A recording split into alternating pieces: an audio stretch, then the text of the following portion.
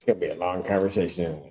Where did he throw it away? There was a little bit left. I used I it, know. I disposed of the tray. You what? Used it and then Oh, you disposed of the used tray. it then. Okay, so it There was only a didn't little stay, bit. it didn't stay on the tray. Right. And I disposed of the tray. Yeah. You take it any way you want. Ready, Judge. Yeah, Jonathan, I'm gonna be happy people. Court shall feature Assistant Public Defender, Penalty, Mr. Walter LaCroix. Mr. LaCroix, please state your name for the record. Walter LaCroix. Thank you, Judge. I have spoken to Mr. Evans about this case. It's going to do some further look at the matter to see where we stand in terms of an offer. We're asking just for an adjournment for a couple of weeks of the PCC. And then I need to address his, it's not a bond violation yet, I don't believe, but it's a bond report where Mr. LaCroix given permission to test in Genesee County. He signed up for a program, DNA testing in Genesee County. That program did not release testing results to the community corrections unless he was Well, positive. hold on a second. That's not what I have. Do you have his progress report? The one that I have, I do have a progress report. From from August 28th? I don't believe that's the date. Let me check. Mr. Allen? Mine dated August 28th.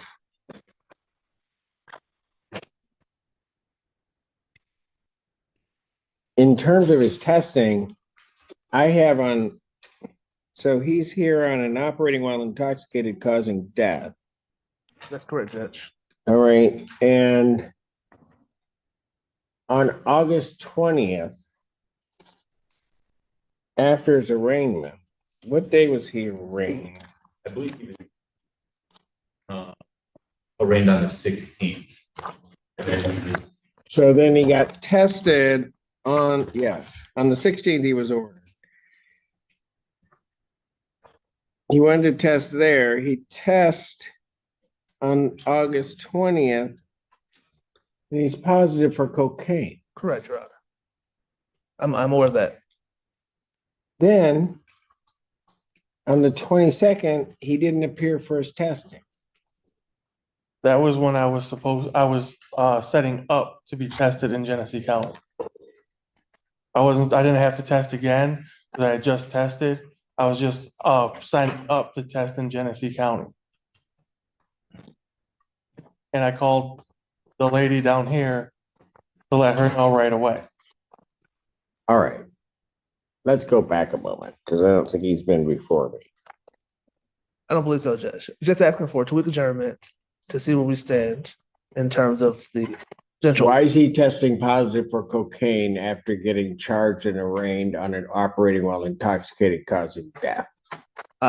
Because he used cocaine, Your Honor. Obviously. I don't think he's. No, it's a fair answer to my question. I'm just saying why. Yes, Judge. Why? I mean, why is he using anything? Well, my understanding is he is not any longer. What? My understanding is he is not any longer, but he previously was. He began testing, transferred that testing to Genesee County per the instructions he was given at arraignment. He's been testing there, but they are not reporting the results here unless he is positive. They have not called him to test this week. He's called them twice a day to go test. They have not called him, so he went over today to community corrections and tested here. And he is going to change if the court allows He him tested here today. here this morning. What is it? Do we have results on that? I don't have it. I don't have anything yet, I was Judge. informed about it this morning myself. So, go ahead, Mr. Green. Thank you, Judge. So rather than do the Genesee County testing that authorized to do that does not send the reports as community corrections would require, he has signed up again today to test here and do all of his testing here, although he does not live here. He has a relative here with him who has agreed to drive him back and forth. To Okay. do that testing, if he is allowed, Your Honor. I understand. What was the intoxicant in the primary offense? Cocaine. So let me get this right. He's charged, I just want to make sure.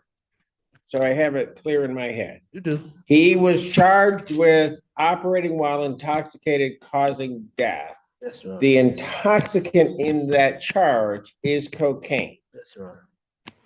He's in arraigned. So now he knows what he's charged with. He's told to go to community corrections. When he gets to community corrections, mind you, 4 days later, He tests positive. he tests positive for cocaine. I had some at my house, which I disposed of. In your nose or what? I had it in a tray and I disposed of it. You what? I had it in a tray And then I you threw just it away. smoked it. I threw it away. You threw it away?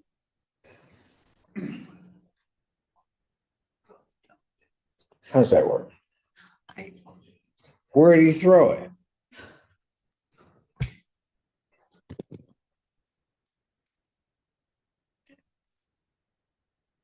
It's gonna be a long conversation. Where did you throw it away? There was a little bit left. I used I it. know. I disposed of the tray. You what? I used it and then. Oh, you Oh, used tray. it then. Okay, so it There was only a didn't little stay, bit. it didn't stay on the tray. Right. And I disposed of the tray. Yeah.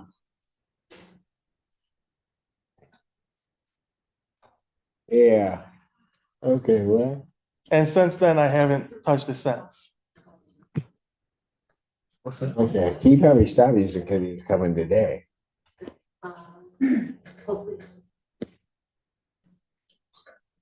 And yeah, I'm printing them now. you're printing him. I haven't touched it since. So somebody needs to answer for me, why was he using after being arraigned I mean, obviously, on this charge? And why was he using? I I don't. have my theory, Your Honor. I don't think there's any answer to Oh, darn. satisfy the court as to why. And by the way, you're still using. Honestly, I don't see how. Oh, I have- really? Hold on. I've never Be- met You know what? that. The thing I hate more than anything is when somebody lies to me. Honestly, I'm not. Okay. Well, just make sure that you, because it has to be in your system in order for you to test positive. And if you, that it's been fine. Counsel, approach briefly. You want to see this? That's my copy though. Yeah, this is the one he took today. No, not at all. You need all of this on the record. And the last positive, 22nd to 7 days later. Yeah. 7 days later.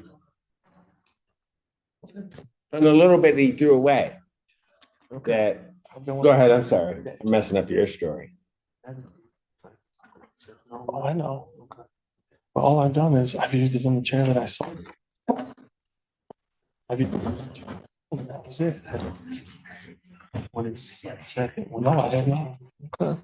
Well, we'll tell them that, but, you know, medically. I know. I want to do this. I want the truth. Okay. 'Cause my- To answer your my previous conscience is not question, wrong. Judge, why? Oh, he's positive for cocaine. Judge. And Just so that we know. thank you, Judge. And to answer your previous question as to why he's still using after being arraigned, Sure. clearly he has a problem, Your Honor. There's no answer I can give you that can justify use of cocaine after arraignment when it's an illegal. He doesn't have any type of special license to allow him to use cocaine, Judge. So clearly he has a problem.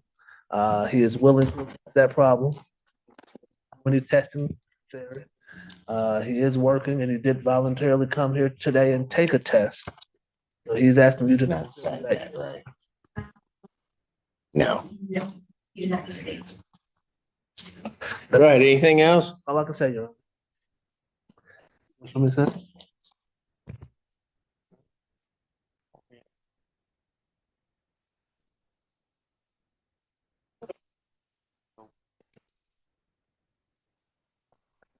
He was telling you the truth. Okay. My cousin doesn't allow anything. There's no put it in your food or drink. It's possible. I have friends at my mother's house, but cousin's house to do work down there. Okay. Because I'm gonna eventually reside down at my cousin's house. All right. So to the positive test, Your Honor, I have no explanation, aside from what he already told you. Which positive test? The first one or this one? The first positive test. Your Honor. Oh, The okay. explanation he gave you is that he used it and then threw away the tray. After he was arraigned, after he was ordered not to use, have no explanation, Your Honor. He'll just ask for mercy from the court on that, and he is willing to get any treatment that the court would allow him to take place. Except that he can't follow the court's order. I don't know how he's gonna do treatment. And the other thing is, he doesn't test when he's supposed to test. Yes, Judge. So it seems to me I have two options. I can let him go and say, oh, well, best wishes. Or what I can allow him to do is go back out there, use some more cocaine and kill somebody else. I'll let you know. Not doing it. Understood, Judge. Defendant's bond is revoked. Defendant remanded to the Washington County Jail. I'll set his hearing September 12th, 2024, 9 a.m. for probable cause. 9/12. 9/12. Thank you, Judge. You're welcome. Court does call the case. People versus Jade Lathan.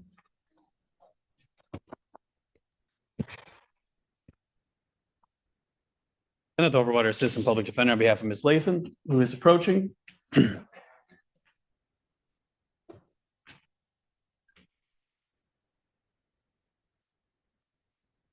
Your name, ma'am? I'm J. Ruth Bay, the nationality of Moorish American, beneficiary of the principal Jade Lathan, and I'm making this special appearance at District 15, Michigan Court of Law under threat, duress, and coercion. I'm asking the prosecutor to dismiss this case on the grounds that there is no injured party.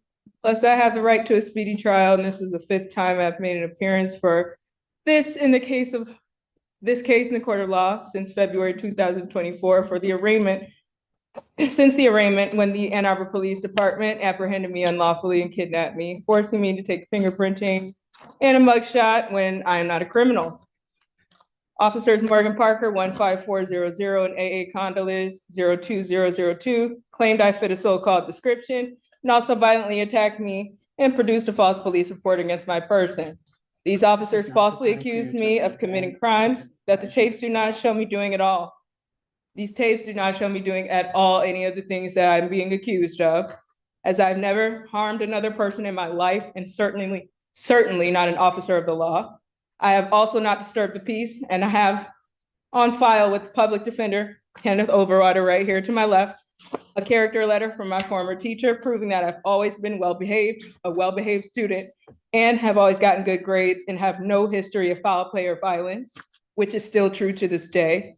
My legal representation on the day of the arraignment on February 2024, who helped grant me my freedom on bond, has already stated on the record that I have no history of violent offenses, which is the truth. And I assume why I was granted my freedom from police custody. I would lastly like to say that on March 11, 2024, I was denied 2 main sources of evidence for my case via my personal FOIA request that would have easily shown my innocence. These 2 things are the mobile gas station cameras, and that will show the young boy already on the phone when I walked into the gas station. But either way, I was not at all acting out of the ordinary or belligerent. I was nothing but kind to everyone in that store. And I'm nothing but peaceful, and I'm saddened that I have been accused of behaviors that are not true. And I would like to exclaim that I'm a victim of a false 911 police call when I had no idea I only know that because of the police report that I got after the fact. I humbly ask both the prosecutor and the judge that this case be dismissed because I have school and I have church to attend, and my college studies have already began on August 26th at the community college.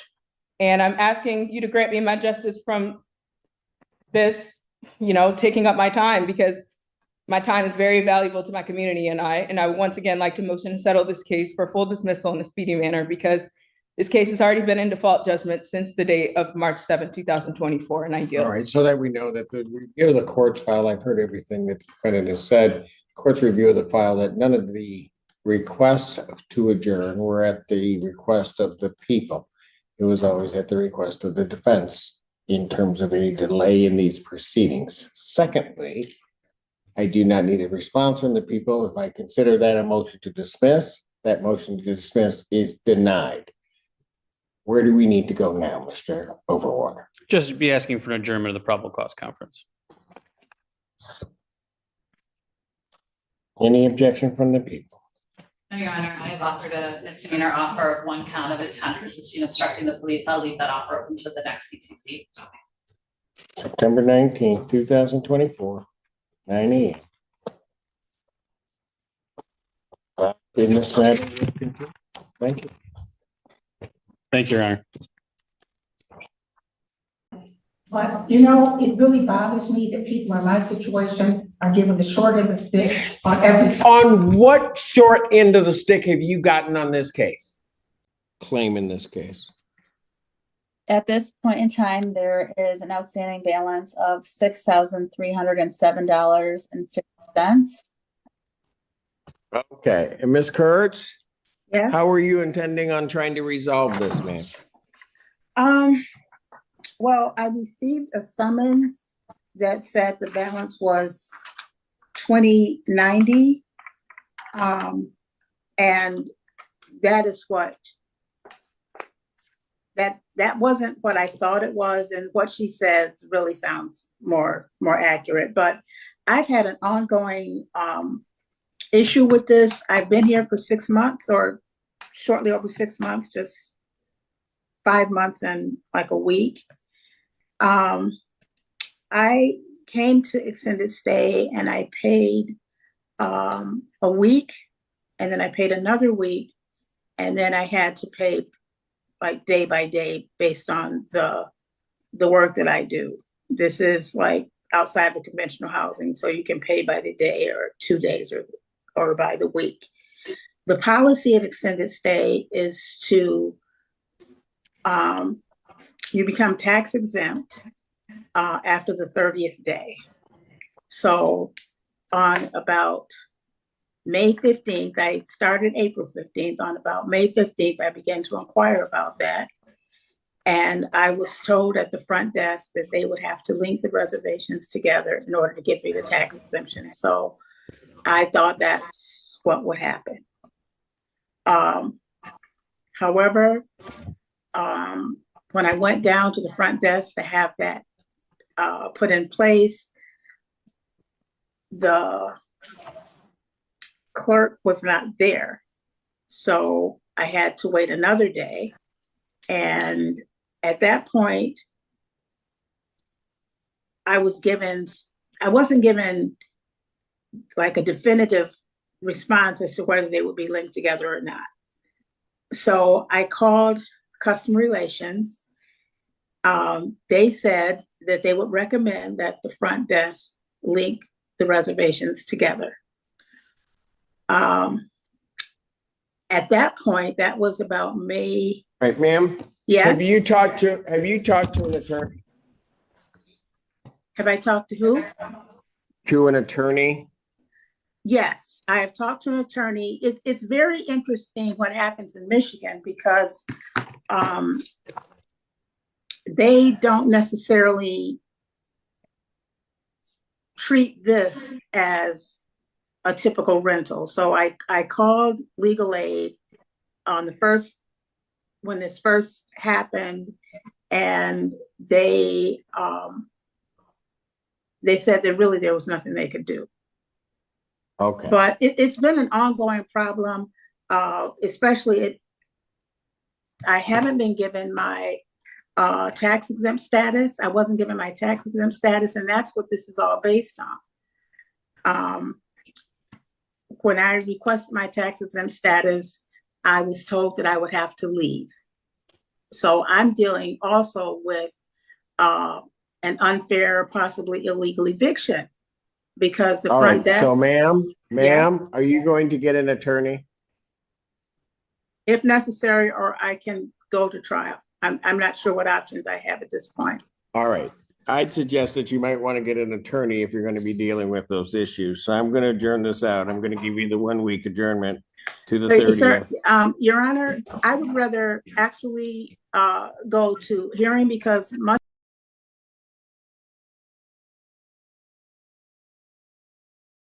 This courtroom hearing takes a dramatic turn almost immediately. The defendant is facing an extremely serious charge, operating while intoxicated causing death. But what grabs a judge's attention isn't just the accusation itself. It's what allegedly happened after the defendant was already arraigned and placed under court supervision. As the court reviews testing records, troubling questions begin to surface. According to the information being discussed, the defendant reportedly tested positive for cocaine only days after appearing in court. The judge wants answers, and the explanations being offered seem to create even more concern instead of resolving it. What makes this hearing especially significant is that the focus quickly shifts from the original charge to the defendant's conduct while the case is pending. The court is now evaluating whether the defendant can be trusted to follow court orders and remain compliant with release conditions. The tension rises with every exchange. The judge repeatedly presses for straightforward answers, while the defense attempts to explain the circumstances and ask for additional time. But as the discussion continues, it becomes clear that credibility is becoming a major issue in the courtroom. And when a judge starts questioning credibility, the outcome of a hearing can change very quickly. Now, a written answer to what?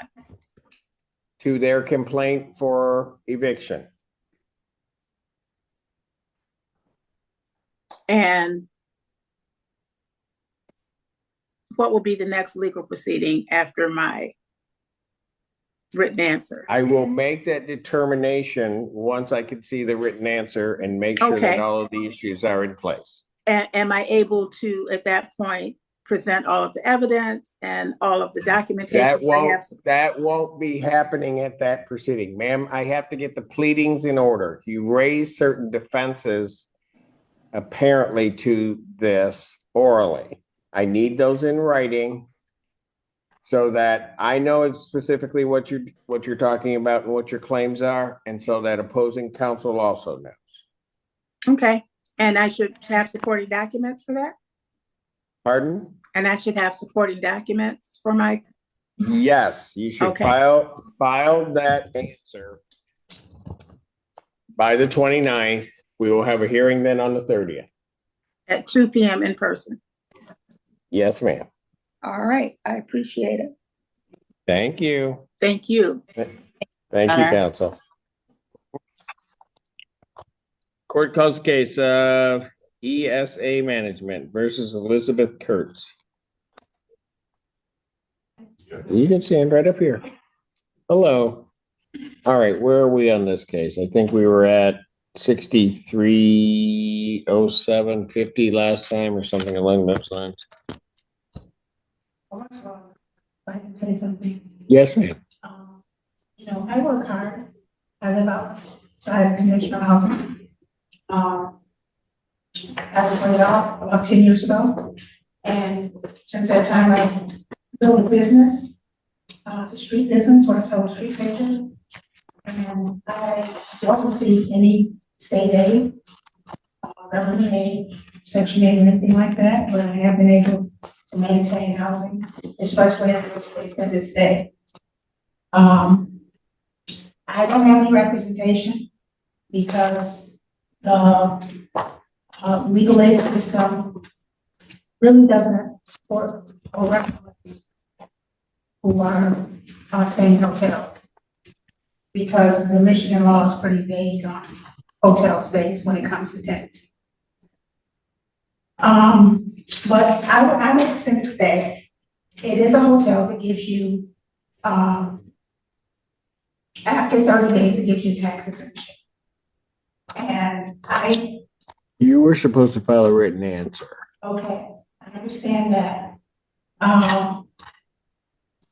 Actually, I did. And I sent it to you. I mailed it to you. And today I recognize that it had gone to the wrong email. And I have documentation for that. You emailed it to me? I sent it to you, but I didn't know it was rejected until I was preparing today, shortly before I was preparing today. Okay, did you get it to counsel? It's in my phone, it's in my documents. No. You sent something to the court. Did Well, you send? I sent it, but it didn't arrive. because- Okay, not my question, not my question. Did you send it to opposing counsel? Who was opposing counsel? Counsel for the plaintiffs? I wasn't aware that I needed to do that. No, forget. And that's what bothers me. You know, I live outside of conventional housing. It's hard enough to stay afloat. There's not a lot of legal representation. I haven't put together. everything. Ma'am. Yes, you're gonna have to put it together on your own. We're giving you resources to contact. You can contact the University of Michigan, you can contact whomever. Sir, I But- contacted the University of Michigan, in past cases. They were unable to represent me, specifically in a case like this. Legal aid is not represented. And So it's you're just gonna hard- have to represent yourself. Absolutely, that's why I'm here. Then I need a written answer, Okay, and it needs to be sent to opposing counsel. okay. Can you give me additional time to do that? Because I can't do it here because I don't have. What is the monthly rent? Actually, it varies, and that's the reason I'm here, because I'm supposed to get my tax deduction after 30 days. Counsel, what is the monthly rent? Your Honor, it's on average 84 cents a day. And at this point, I'm sorry, you broke up there. It's how much per day? $86.44 on average per day. And it is the outstanding balance as of today, August 30th, is $9,539. Yeah, I have had, gradually, the fees that have been added into the account. I pay much more than 84 a day. I have, a receipt here that for, Ma'am, was $1,083, and that doesn't represent a lot. ma'am, I'm going to need you to give in writing all of your defenses to this action. A copy of that answer needs to be sent to counsel for the plaintiff. I have received that address today to work with. It should be on your pleadings that you received. I received a summons and I received a notice to quit. Notice to payment of vacate premises. Okay, and do you see where it says plaintiff's attorney?